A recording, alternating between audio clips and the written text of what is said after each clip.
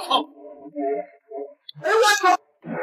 師傅将大半個身子深入炙熱的烤爐，把手中一塊重達100億噸的麵團貼在爐壁上。這個動作他們每天都要重複5萬次。這便是烏茲別克斯坦最具傳奇色彩的薩馬爾罕麵包制作過程。在正常情況下，老闆會計算制作麵包所需要的成本，而在這家麵包廠，每天下班前都有2件事是必須要做的：一是計算當天生產的麵包總數；2是清點員工人數，人齊就請大家吃麵包，人不齊就請大家吃席。乍一看，以為這裡是建築工地的現場，實際上這是制作麵包的廚房。制作一個這樣100億噸的麵包，首先需要用到幾個攪拌水泥的鐵桶攪拌麵團，24小時後將攪好的麵團取出，用尿素袋子將其包裹嚴實，持續發酵2年。發酵好的麵团會被師傅切割稱重，保證每個麵團的重量都能精準到100億噸，多1克都會被扣工資。偶爾會有質檢員一閃而過，讓大家都不敢掉以輕心。接着開始造型，先將麵團用力壓扁，再用工具將中間掏出個大坑。手速快的工人1分鐘可以重複上百次這樣的操作，在坑底用帶刺的印章打出小孔。烤制時，熱氣會從這些孔洞中溢出，防止麵包中間受熱凸起變形。接着用4根黢黑的手指沾上黑芝麻，粘在印章表面。前期一切準備就緒，將其依次擺在手臂上，就可以運送到烤爐裡進行烤制了。烤爐旁的工人們早已經飢渴難耐，各就各位了。一根火把伸進爐底，將火焰點燃。手持面包的師傅將大半個身體扎入爐底。這個過程表面上看起來非常的危險，但實際上是極其的危險。全程沒有任何安全措施。如果師傅能夠僥倖存活，那你不要懷疑，他的臂力和八字都是非常的硬的。每個人拿到面包後，都是頭也不回的將身子扎進爐底，像是下定了某種決心，全程都要注意腰馬合一。應聘這個工作的門檻很低，只有一個硬性要求，必須得是光頭。原因你自己想，這個面包看似很輕，實際上重達100億噸，因為它承載着每一個師傅的性命，更是他們身後一手撐起的家庭。因為爐內溫度過高，在烤制過程中，難免有些師傅會因為缺氧感到窒息，這時就需要及時的對爐壁進行降溫。這個溫度沒有具體標準，全靠師傅用頭皮和臉皮去感受。烤爐內金碧輝煌，在大火的炙烤下，這些面包也散發出金燦燦的光澤，看起來十分的誘人。僅需要30秒就可以將這些面包烤熟，用特制的工具將它們取出，一塊塊油亮圓潤的餅形面包就大功告成了。這種像泳圈一樣的面包，奶香撲鼻，外酥裡嫩。因為制作過程的驚險刺激，薩馬爾罕面包在當地人的心中便有着不可替代的地位。這種用人命做的面包，你想不想來嘗一嘗？嗨，